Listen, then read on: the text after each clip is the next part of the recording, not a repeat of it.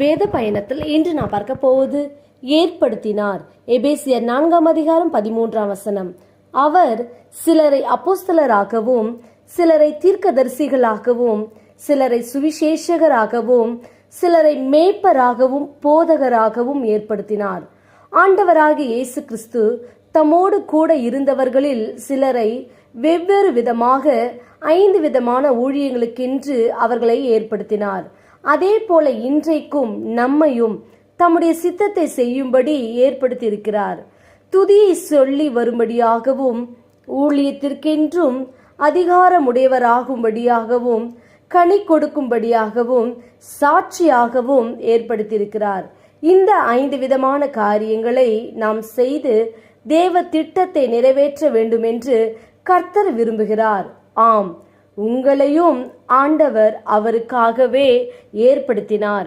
நாம் ஜெபிப்போம். அன்பின் பிதாவை கேட்ட வார்த்தையின்படியே நீர் எங்களுக்கு செய்ய போற கிருபைக்காய் ஸ்தோத்திரம். இயேசுவின் நாமத்தில் ஆமேன். கர்த்தர் தாமே இந்த வார்த்தையை கொண்டு உங்களை ஆசீர்வதிப்பாராக. ஆமேன்.